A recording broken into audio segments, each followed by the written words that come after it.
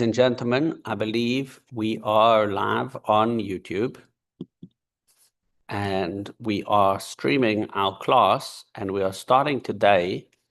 We gave a little introduction last week, but today we are going to be moving forward with the actual text of Kuntras Inyane Shel Teres Chassidus on the essence of Chassidus, an incredible, I'm just trying to find it on the screen so I can share it on the screen, an incredible discourse from the Rebbe, delivered originally in 1965, printed for 1970, in which the Rebbe talks about nothing less than the essence of Chassidus. That's why it's called the essence of Chassidus, explaining exactly what Chassidus is all about. And as we usually do, or often do, I'm going to share it on my screen over here. And let me now go to back over here and to over here, and all the things are hopefully coming together. Okay, there we go. And it's all streaming, and it's just, I want to do one last thing, which is just to stop share for 1 second. I just want to try something, just to go into Zoom itself. And I want to go like this, start AI companion.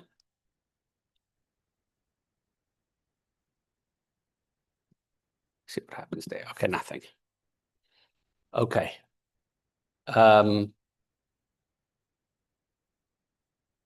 Live stream is happening.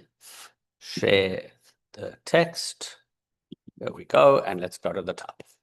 Okay, so we're starting from the very, very beginning. And last week I gave an introduction about how this incredible text encapsulates within it and explains the meaning of Chassidus, what Chassidus is, the contribution of Chassidus to the general body of Jewish literature, and how everything you want to know about everything in life can be found in this particular text. That's probably a large statement, but it's true, because once you hit the essence, you hit the essence of everything, and that's what this text is about, essence. So l'chaim, everybody. Good morning. Good morning. It is fantastic to be with everybody as we embark on this monumental project that we're doing to reveal and learn the essence of Chassidus. And again, I want to remind everybody that there is a book. I do have it up on the screen, but I do encourage everybody to buy the book, which is called On the Essence of Chassidus, and to be able to follow along with the book. Yes, it is published by Kahas. Yes. B'negeya le'inyana shel Teres HaChassidus. As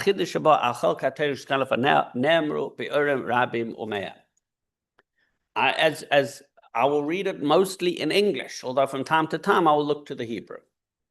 Many explanations have heretofore, we've got to retranslate this without words like heretofore, but many explanations have heretofore been given concerning the nature of Chassidus and the creative contribution which distinguishes it from those parts of the Torah which had been previously revealed. As we said a few moments ago before we went live with the recording, this Sikha was originally said on Yutes Kislev, which is the Rosh Hashanah of Chassidus. And it's the day where we talk about the contribution of Chassidus to the world. And so many have asked, here the Rebbe is answering a question. In other words, he's addressing an issue. The issue is, what did Chassidus contribute to the body of Torah?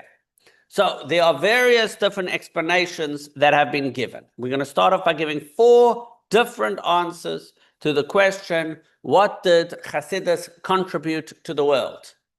And we're going to answer, as is usually our style, that these are all true, but not the real deepest answer. And we're going to give a deeper answer than all of these 4. So one answer was given. If you ask somebody, what did Chassidus contribute? One answer is that in the times of the Baal Shem Tov, the world was in a state of spiritual unconsciousness. In Hebrew, the word is hisalfus, which is more like in a faint, that somebody fainted, a kaplatzt. And through the revelations of the Baal Shem Tov and the teachings of Chassidus, the world was aroused from this condition, or the Hebrew word is nis'eira, which means woke up. People, the world, Yiddishkeit was sleepy. The Yidden had fainted. Things were in a very comatose state. Things were in a very bad way. Now, why was that? It happened for multiple reasons, including the fact that they were just coming out of the devastating Khmelnytsky massacres. But that's one of the reasons. But things were in a very, very devastating and difficult state. Not to mention, Josh points out that they had recently experienced the great calamity of Shabtai Tzvi. So between Shabtai Tzvi and Khmelnytsky, it was that had a bad century before this. The division between Jew and Jew. There were divisions in the Jewish community itself. There were all kinds of problems that had happened and that had arisen. And with all this in mind, it was a very, very difficult time. And the Baal Shem Tov came and he woke, people were had fainted. They were and the Baal Shem Tov woke them up. That's one answer to the question. Another answer is, what is a chassid? The Mishnah says, a chassid is hu she'oiseh lifnim mishuras hadin. A chassid in Jewish law is someone who does more than what is required by the letter of the law. That's why often they translate Chassidim as the pious ones. A chassid miloshen piety, from the expression of piety. As our sages of blessed memory have said, the one who burns them, nail parings, is a chassid even though he might be harmed thereby. So this is an expression, this is an example of where the Talmud uses the expression of chassid. There's a custom, it's a very important custom. It's known, it's very known, it's well known that fingernails contain within them an impurity, and fingernails can be harmful to people when after they've been cut, especially to pregnant women. If a pregnant woman walks over fingernails, it can be a big problem. And therefore, there is a tradition, a universal Jewish tradition, not just a tradition, it's a halach and Shulchan Aruch, that a person has to discard of their fingernails very, very carefully in a way that nobody should ever come to harm through their nails. That's why we're here. We're going to learn all kinds of interesting things that you might not have known about. So there's different ways you can discard them. You can bury them under the ground. You can, but the Gemara says a chassid burns his nails, because that way they completely are obliterated from the world and they never hurt someone. And even though that might cause him a level of harm, because you're burning a part of yourself, right? Nevertheless, he's called a chassid. He puts himself at risk to help others. So, and the prevalent custom today, which is the easiest way to do it, the best thing to do still is to burn them. But if you're not going to do that, at least to flush them down the toilet, and therefore they go into wherever that goes. Okay, so now you know. Now you know that you're more of a chassid than you thought you were. Okay, so but the main point over here is not about the nails. The point is that a chassid goes lifnim mishuras hadin. A chassid does more than the law requires. A chassid doesn't stop at asking what. Obviously, everyone does their obligation. There's nobody who doesn't fulfill their obligations. A chassid is someone who goes and does more than what they're obligated to do. That's why we call them pious. That's a second answer onto what is the contribution of Chassidus. In other words, what is a chassid? What is Chassidus? Answer number one is the Baal Shem Tov woke up the Yiddish world. Answer number two is a chassid goes lifnim mishuras hadin. Another answer. Mailas ha-Chassidus hu sheha-koiches hativim nasim koiches elokim. The distinctive quality of Chassidus is that one's natural faculties are transformed into godly faculties. The natural talents, let's say, that a person has become godly talents. Now, we all have different talents. Amongst the talents that we have is the talent, the incredible talent that most people have, is the capacity to talk and communicate. Another talent that we have is that we can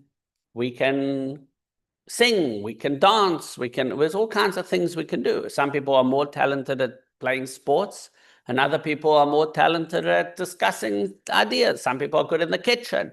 Whatever it is, the talents that we have, and even the powers that we have, all the capacities we have to eat and to drink and to sleep, and all the things that make us competent human beings, all of these go from the world of the natural. They're not just natural capacities that we have, but Chassidus means, the Chassidus is the quality of Chassidus is the transformation of these natural faculties into godly faculties. So we elevate, like a sublimation. As the Alter Rebbe, author of the Tanya and Shulchan Aruch, said, the entire idea of Chassidus is to change the nature of one's attributes. In Hebrew, l'shanes teva midaisav. And the Frierdiker Rebbe explained at great length, and the Rebbe quotes it over here, lo rak l'shanes midais hativim, ela gam teva midaisav. This means, and we're going to be, he says, the Alter Rebbe says it's to change the nature of one's attributes, of one's capacities. This means to change not only one's natural characteristics themselves, but also the very nature of one's character. Does anyone over here see, or can anyone suggest the difference between changing your natural capacities or changing the nature of your capacities? And we're saying over here to change the nature of your capacities is deeper than to change your natural capacities. So let's ask for an example. What is a natural capacity that a person has? To grow, to walk, to walk. Let's start with speaking, because it's easy. Let's start with speaking. What is the nature of a person's speech? What does that mean? We can convey thoughts. We can understand what other people's thoughts are as well, as long as they're expressed. We can pray. You're elevating. I'm looking first for the natural. Let's talk about midos. Yeah, we're talking about midos, one's natural attributes. So let's go to midos for a second. What is a natural? We know that there are 7 emotional attributes. Let's start, because he's talking about midos over here, not just speech. He's talking about midos. So let's talk about love. Let's talk about love. Let's start with love. What are the 7? Chesed, Gvura, Tiferes, Netzach, Hod, Yesod, Malchus. 7 midas. The 10 sfirot manifest in a human as 10 soul powers. 3 are intellectual, 7 are emotional. The 7 emotional are the midas. The 7 emotional attributes are the midas, the 7 midas. So let's talk about love. A mother loves her child naturally, right? Is that true? It's a natural thing for a mother, huh? 99%. It's a natural thing. If a mother, if there's a problem, sometimes there's some kind of a traumatic incident that happens, and there's some damage in the psychology of the people, but that's an exceptional situation. As a rule, Hey, I love you, but I don't like what you did. So a mother loves her child. A mother loves her child naturally. A mother loves her newborn. That's the nature of love.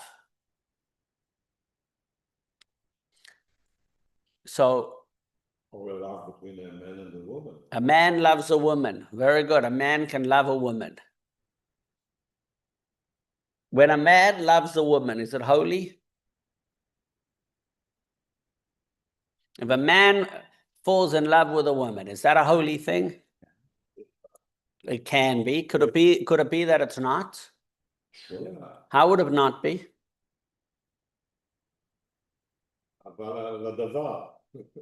If a man falls in love with his neighbor's wife, we have a problem. Okay. Right? There we got a problem. I think the neighbor's husband. We all have a problem. The whole world has a problem. There's a problem. Okay. So there's to change one's natural character. Sometimes, I'll give you another natural characteristic that a person might have. Anger. A person has an angry personality. They easily angered. Noyach lichos. Easily angered. Easy to anger them. Right? This is an example. So what would you say to someone who comes to an ethicist? They come to you for ethical advice. What should I do about my anger problems? Read the Tanya and find that your mind is over this. So what do you do about your ethical problems? What do you do about your anger problems? Or, so if a teenager has an anger issue, or even a child, we have to teach a child how to control their anger. So we have to teach them that just because you first, or any, your lust, your anger, your whatever it is, right? All emotions, we have to teach the child that you can't do whatever you want. You have to master yourself. You have to learn delayed gratification. You have to learn to calm yourself down, self-regulation. You have to learn that not everything that comes in, that not every urge that you feel has to be expressed and satisfied. And we learn a certain level of control over oneself, right? Mhm. And that's one thing we hopefully teach our children. And many of these things we struggle with our whole lives. I'll give you another example, is a feeling of anxiousness or anxiety. So adults sometimes have to learn that just because they're feeling a little jittered at the moment or anxious, they have to control and calm themselves down and bring yourself down to earth. And you might be feeling afraid of something, but not all fear fear shouldn't necessarily dictate your life. And whatever it is, or just shouldn't paralyze you. So we teach people how to control themselves and master themselves and take care of their character. So all this falls into the realm of to change one's natural character. Or the Rambam says that if a person is stingy by nature, which it happens, that some people by nature are very they're not very giving. It's a natural thing that some people by nature are they feel extremely generous and they're ready to give everything away. Some people by nature are very afraid to give away. They need to control. So the Rambam says, if you're overly generous, you have to learn how to control yourself and hold back. If you're overly stingy, you have to train yourself to give more until eventually you change your nature and you can actually teach yourself. Just because a person could be someone who's easily angered and actually train themselves to become a very patient person. It's possible to train yourself. You don't have to act according, just because it's your nature. So a lot of ethical growth is about changing one's nature, especially if you read the Rambam. The Rambam in Hilchos Deis talks at great length about changing one's nature. Does that make sense? Yeah. What came to my mind was Shvil Hazav. And the Rambam talks about the golden path, the Shvil Hazav, and to come back to the middle, the golden mean. And this is something changing your nature. This is not Chassidus. That's L'shanet Midas Hativim. That's to change one's natural characters. But Chassidus goes even further. Chassidus is not only to change one's natural characteristics, but also the very nature of one's character, the teva of his midas, to go into the root core of what is your nature and change the core of your nature. I don't understand it. Let's see if they have a better note, if they have a note here. Let's see what they read over here. Okay. I'm going to read over here the commentary. Thank you. See Hatomim volume 3. There are 3 basic souls in every Jew: the godly soul, the intellectual soul, and the natural soul. Each of these 3 souls contain a full complement of both intellectual and emotional facts. In your notes, by the way, note 7. Mm-hmm. Each of these 3 souls contain blah, blah, blah, blah. I thought we had gone with this. Okay, in other words, I know you did.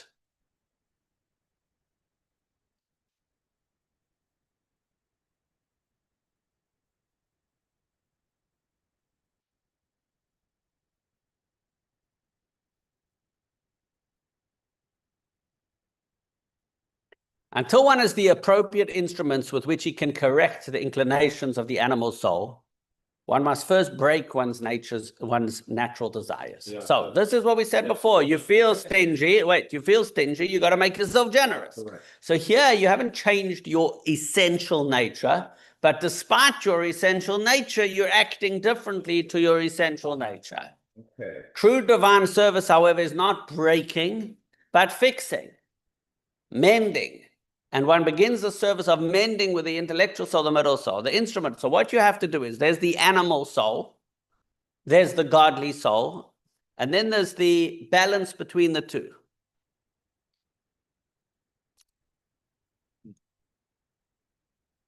So the approach of Chassidus is not only to change the nature of the animal soul, not only to change the characteristics of the animal soul and make sure that we're heading in the right direction, but actually to essentially change it and transform it, not just to break it and control it, but to transform it, that the animal soul itself reveals the godly soul. And that is a change in the nature of the person, that the person is no longer a behemoth, is a mensch. That the animal soul itself becomes a conduit for godliness. That's what Chassidus achieves. But that's not a bad. That's the approach of Chassidus, is to do not only, you're right, even though generally we say that if you're a tzaddik, you can do is hapcha, transformation, and if you're a aspiring Beinani, you can only do iskafia, but really the ultimate goal is that everybody should do is hapcha, transformation, and we're all capable of complete transformation. Tzaddik doesn't have to work towards it, okay? We do. Yeah. So with three answers. So what do Chassidus do? The most classic answer is the Baal Shem Tov came and gave everybody a breath of life and woke them all up and brought joy and happiness and everything into Yiddishkeit, right? It was a revival movement of the Jewish people. That's the classic answer. The second answer is a chassid is somebody who goes lefnim mishras hadin. What is a chassid? Somebody who's super frum. That's the second answer of what Chassidus is. A third answer is, what is Chassidus? No. Chassidus is the transformation of the natural characteristics, that instead of a person thinking of himself as a walking, talking behemoth, he realizes as a walking, talking animal, he realizes that he is a godly soul invested in a physical body, and the animal soul is transformed to be able to serve Hashem with love and fear in the most unbelievable ways, right? That's a third answer. Yes. A fourth answer, the teachings of Chassidus created the possibility for every person, including one who does not possess a lofty soul and who has not purified himself, to be able to grasp and comprehend godliness. Chassidus is the study of elikus, of godliness. Chassidus is not just it's not just a personal transformation into the godly, but it is every person has the capacity to verstehen elikus, lahasig elikus, to understand godliness. And that's what we've been doing for months and years. We're learning these incredibly mystical spiritual texts by explaining the ideas of the esoteric part of Torah, by explaining the Indian of, and here it's very important, shochelek hasoid shebetorah, by explaining the secrets of the Torah, the esoteric elements of Torah, and making them accessible to the intellect through examples and analogies corresponding to the faculties and characteristics of the soul. As it is written, Mibsarai echse eloka, from my flesh I perceive God. Chassidus enabled everyone to comprehend even this part of Torah, that Kabbalah and mysticism was beyond the ordinary person, but came along the Baal Shem Tov, and then even more in the teachings of Chassidus Chabad, and revealed the esoteric elements of Yiddishkeit to the point that even simple people can take a train back from Manhattan and learn on the train, listen to Shiurim or whatever it is, and discover the mystical elements of Torah, and that's what Chassidus unlocked Jewish mysticism for all. It's from Job. Chassidus enabled everyone to comprehend even this part of Torah. Not only can one grasp it with the intelligence found in his godly soul, and it was not only with the intelligence of the godly soul, but also with the intelligence of his intellectual soul. And further, he can even comprehend it with the intelligence possessed by his animal soul. In other words, Chassidus brought the language of the mysticism into a relatable way for every person. That's one way of understanding what Chassidus does. So we have four approaches to defining what is Chassidus, and what is a Chassid, and what do you get at Chassidus, and what does Chassidus bring to the world. We've got four different answers over here. And they're all good answers. They're all true. They're all true. But then none of them are They all work together. and they all work together, and they're not contradictory, exactly. But none of them we're going to learn is the ultimate answer. I'm just switching chairs. One working for my back, and I'm hoping another one will. That's better, I think. Need support. Now, these chairs are very... Josh, after all these years, we're finally going to learn what Chassidus is. Okay. So those are four answers to what Chassidus is. Yes. Yeah.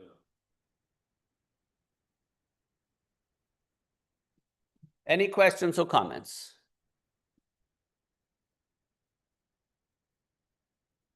Okay.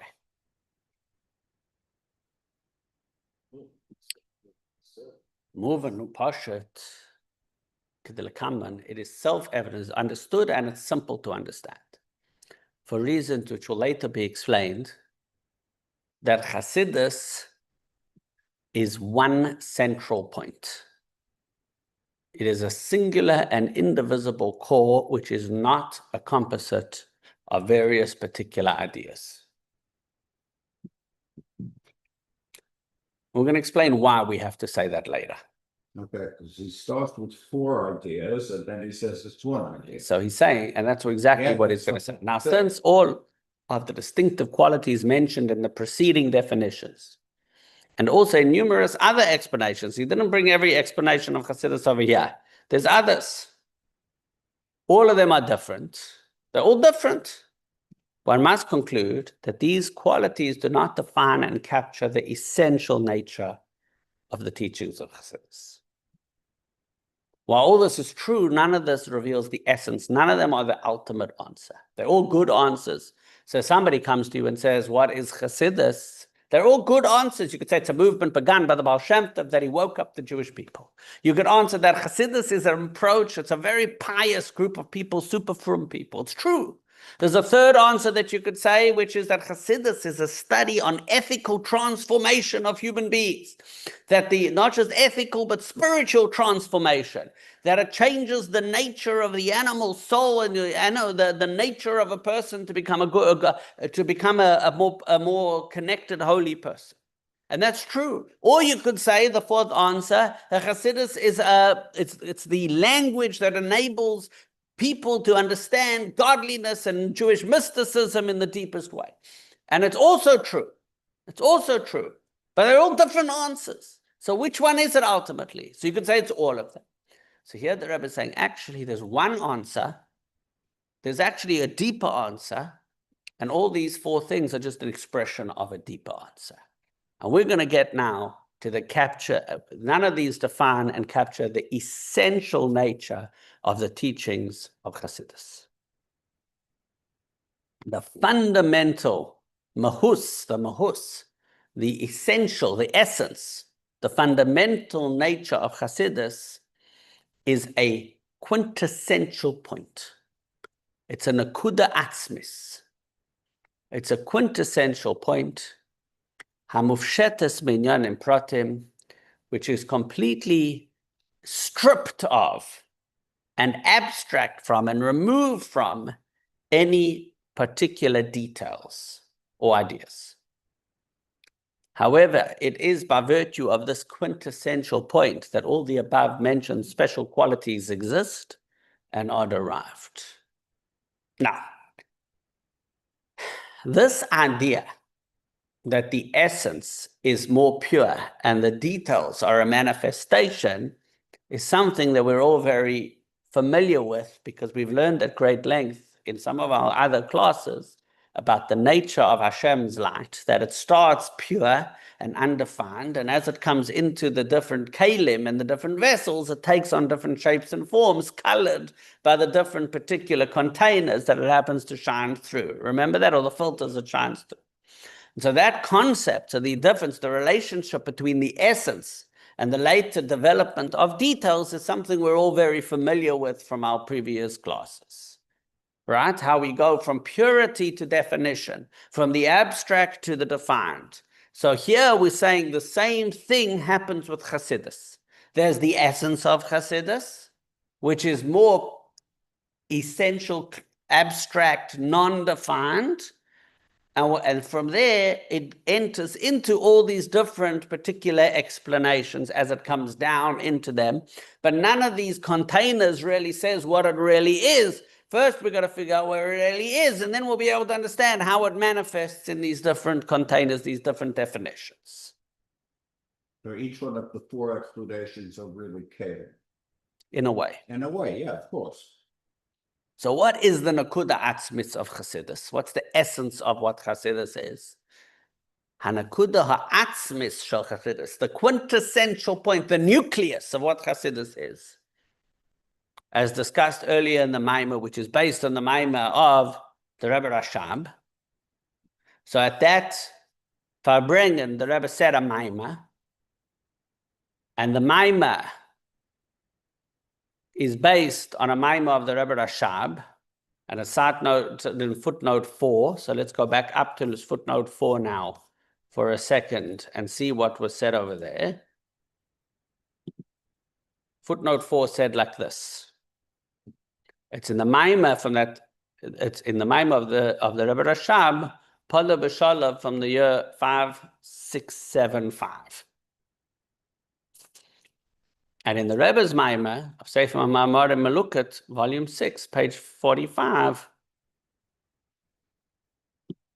we cite that. So basically, the Rebbe said a Maimah at the same Farbrengen, and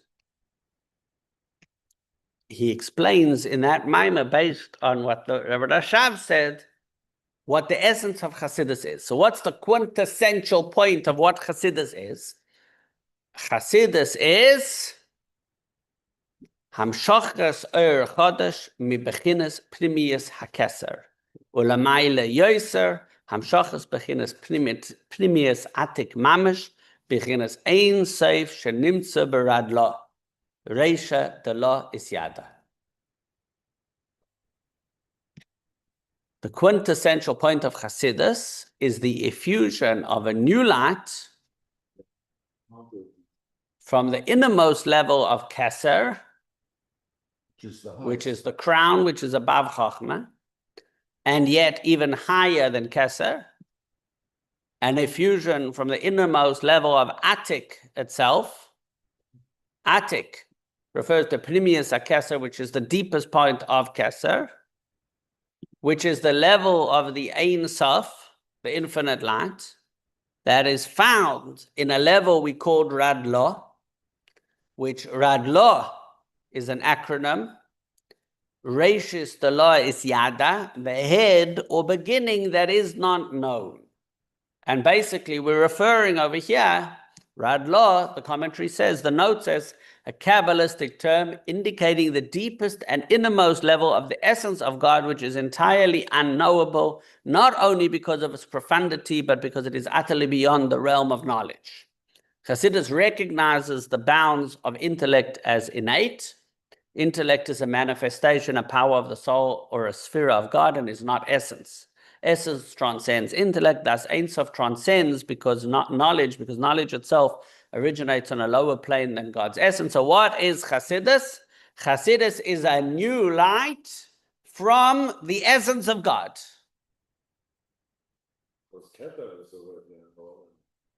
Exactly. So it's a new light from Pnimius of Atik, Reishis Delois Yada.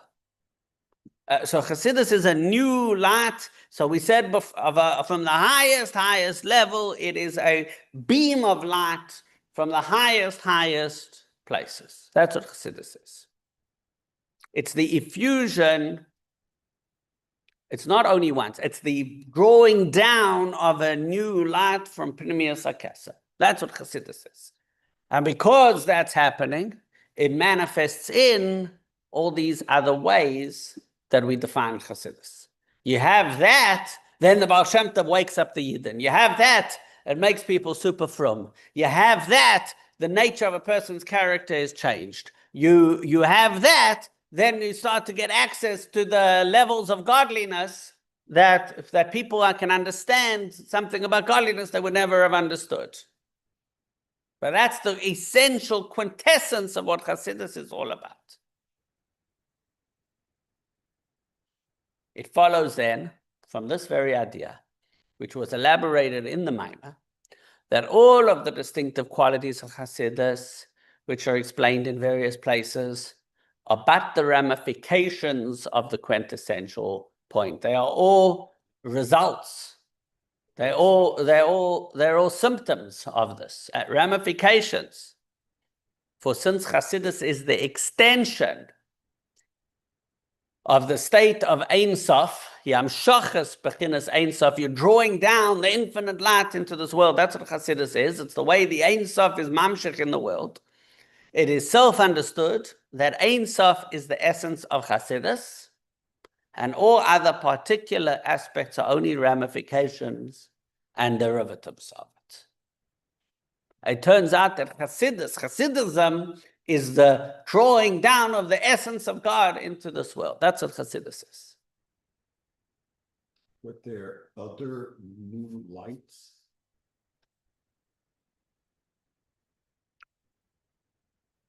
Let's keep reading. Understand your question. Any questions or comments? Yes, Rachel. Yeah, so I mean, this is beautiful, but I'm kind of stuck on how it said that Hasidus enables one to change. I want to change my nature. Now, how exactly is that going to happen? Is it just by being open to the teachings and letting them kind of be absorbed into your being, or contemplating them, or is there some other way that needs to be done? So it's a very, very good question. It's a very, very good question. The question, you said you want to change your nature. Does that mean you want to change the nature of your emotional makeup and psyche as a human being? I think that's what you mean, right? Yes. Now, do you want to change you want to change, because there's two options. Chassidus is not only about changing, it's not about changing, it's more than changing one's natural character. It's about changing the nature of one's character. Right? Like we said. So in other words, that's what we said. You can change your natural character. That's not Chassidus. For that, you don't need Chassidus. To change the nature of to change your natural character, you don't need Chassidus. But if you want to change the nature of your character, that's where you need Chassidus. That's what Chassidus is. It's not only, Chassidus will also change, it's not only about changing your natural character, but it's about changing the nature of your character. To become, in other words, not only I am Levi Mendel with certain characteristics and I want to improve and become a better person. For that's like, that you don't even need Chassidus for. To become a better person, you don't need Chassidus. You can learn Musar and become a better person. I'm being recorded. I could possibly get in trouble over here. You could learn Musar and become a better person. Chassidus is not only about changing your nature, about changing your natural character. Chassidus is about changing the nature of your character. Mm-hmm. To change, what does it mean? Chassidus reveals to us, by learning Chassidus, we discover that we're not the person we thought we were. We are godly souls in a human body. And our godly soul, by learning Chassidus and engaging in the labor of Chassidus, the avodah of Chassidus, The godly soul gains control of the animal soul. And the animal soul no longer fights against the godly soul. And there becomes a transformation in the animal soul. And so the person eventually is no longer the same animal struggling with things, but it's now an animal that is connected to Hashem. So you want to do that? So the answer is, how do you do it? So there's two answers. The first is we've got to learn Chassidus. Limud Chassidus. And the second is Darkei Chassidus. And Darkei Chassidus means the ways of Chassidus, the Chassidic lifestyle. So if you learn Chassidus and you engage in this, I'll give you an example. Today's Tanya. In today's Tanya, for the way we divide it by the days of the year, the Alter Rebbe talks about giving tzedakah instead of fasting. That we're not, for tshuva, fasting doesn't do a tshuva. Fasting helps with a kapara. And that fasting is very hard on the body and people aren't up to it. And therefore the Alter Rebbe says that what people should do is they should give tzedakah. People should give tzedakah. So for example, by learning Chassidus and by davening and by giving tzedakah and being engaged and working on yourself to infect other people to be more connected to Hashem and doing all the things that happens, you become a different person. You're not the same person anymore. You're not the same person anymore. Anyone who's been engaged in learning Chassidus and involved in this stuff that we've been doing for so long over here knows that we're not the same person we are. We thought we're not the same people we were 10 years ago. Because the godly soul's shining through an animal soul in a different way. So Rachel, if you want to do this, the answer is just keep doing what you're doing. You're doing a great job. But isn't part of it? Thank you. That's very consoling. Is part of this what Hasidus teaches is Beetle? That's one part of it, yeah. So Bittul is part of It's it, a yes. very big part. Huge part of because it. in order to change, that seems like one of the first steps. It's all the same thing. It's all part of the same process. Exactly which door you're opening to get into it. So what does Chassidus do? Chassidus changes the nature of a person's character. Teva midaisav. Not just midais hativim, but teva midaisav. Not only midais hativim, but teva midaisav. The nature of the person's character becomes different. Yes, Svetlana. Can we say that Hasidus helps and for us to discover our godly soul? Because Absolutely. if before it was kind of intuitive something, now we have a better understanding of what we are. 100%. And that changes who you are. Yeah. And you become, so it's not just that we're the same person who's now a little bit different. We become a different person. A better person.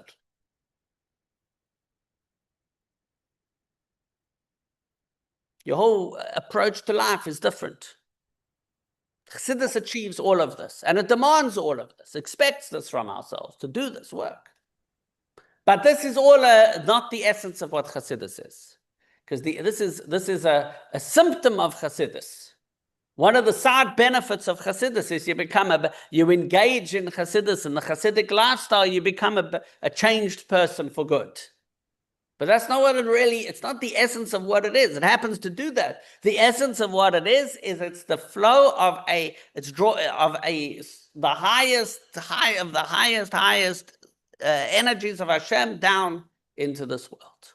And we try to reach to that light. That's what we're defining. That's what Chassidus is. Now, that's a very puzzling definition for Chassidus, because what do you mean? Chassidus is that. What do you mean? So let's see, as we learn through this Maimah, we're going to see what the Rebbe means by that. We know that we're supposed to work Hashem without expecting reward. Yeah. And here we're getting a reward. It's a side benefit. We're not doing it for the reward. Some people are learning Chassidus in order to become a better person. The shaila is, so the good news is, Josh is already at a high dagger. He's at a high level. Josh has gotten to a level where he says, hold on a second, I'm afraid, am I really doing it for the right reasons? If I'm doing it to become a better person, maybe I'm not doing it for the right reasons. That's already a very special, in other words, in a way, you're right. In a way, you're right. So you should do it because of what it really is. But at the same time, becomes automatic in a way. Okay, but it's a very beautiful question. The question is better. What a beautiful question. A guy says to me today, how often you get a question like this in life? Rabbi, I find myself becoming a better person. I feel like I might have an ulterior motive in all my learning and davening. My ulterior motive is that I want to become a better person. That is, some people for their ulterior motive, normally when we talk about ulterior motives, it's like some type of I'm trying to impress someone. yeah. It's not. I'm not really. I find myself becoming a better person. I'm afraid maybe I'm not doing it lishma anymore. Mwah! What a beautiful question. The answer is to do it lishma. And you know what's going to happen if you do it lishma? You'll become an even better person. Achen vei. Such a terrible tragedy. Josh is becoming a better person. Then you no longer have a choice. You are. What are we going to do? Nebuch is becoming a better person. But Rabbi, When you come up to heaven after 120, soll they schmeißen dir for them. They'll punish you for becoming a better person. They'll punish you for becoming a better person. I'm joking. They're not going to punish you. Yes, but Rabbi, that struggle between the animal soul and godly soul doesn't really go away, does it? so that's a very, very good question. I had a conversation with someone about this yesterday. For most of us, the struggle never goes away. For most of us, the struggle never goes away. And much of Tanya is about the fact that if you're becoming frustrated by the fact that you're still struggling with your animal soul, it's okay that it's okay to be struggling with the animal soul. In fact, most people are created in this world. Our job is to struggle. It is possible to become a tzaddik, but it's very unusual, and most of us don't get there. So it's okay to be struggling. That's fine. That's true. At the same time, we are transformed. Now, have we had a complete transformation yet? I don't think most of us, unless you really complete the process, I don't think we all become, but so in other words, the transformation that's being said of here, that the purpose of Chassidus is to change the nature of your character, I think you don't have to become a tzaddik to achieve that. I think even a Beinani can achieve that, even though we're still struggling, but the struggle changes. The struggle changes, and even if the struggle doesn't change, you changed. Josh is becoming a better person. He was good before we started, but look at him now.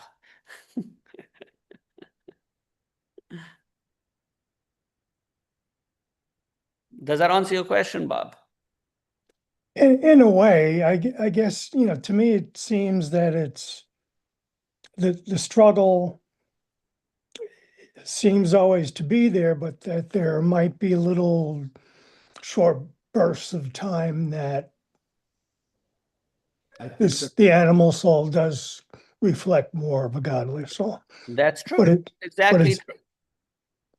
That's exactly true. And we have to try to do as much as we can to achieve that transformation to the ability that we can. And we do spend a lot of our life forcing the animal soul to do things it doesn't want to do or to go against its desires. There is an element of that always remains, because we're not tzaddikim, we're not saints. But it is possible to become a saint, but you don't have to become a saint to be a good person, because the main thing we should do is at the very least not to act on our animal drives, and to act according to the way we know is right, and not necessarily just on our passions.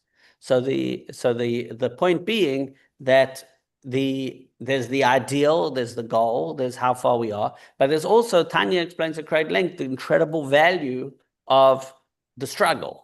So we don't have to, it's not all or nothing, is what I think you're asking, and I think that's the answer. Aren't we put here on earth to struggle? Well, and the greatest accomplishment we can have is through that struggle to reach a spiritual place. Well, every time we win that struggle, and every time we do the right thing, it gives tremendous, tremendous joy to Hashem, and it's the fulfillment of our purpose on being on earth. We're here to succeed in the struggle. That's what we're here for, is to succeed in the struggle. Exactly. So there is a tremendous amount in that. So it's all, and that's not the fact that we haven't completely transformed the animal soul doesn't mean that we're not part of because it's not all or nothing. The reality is that the transformation of the animal soul can be for a moment. Like Bob said, there are times when that happens. And we do change in a positive way. So it's there's a lot going on over here. But all this, so we're saying all these benefits of Chassidus, all these things that we're saying, this is all symptoms of the benefit of Chassidus. The true power of Chassidus is that we are drawing down a new light from the highest, most infinite sources into this world. And all that, now, what that means, and more about that, because this book is not about the symptoms of Chassidus. This book is about the essence of Chassidus. So to know more about that is going to come in future sessions. Any questions or comments?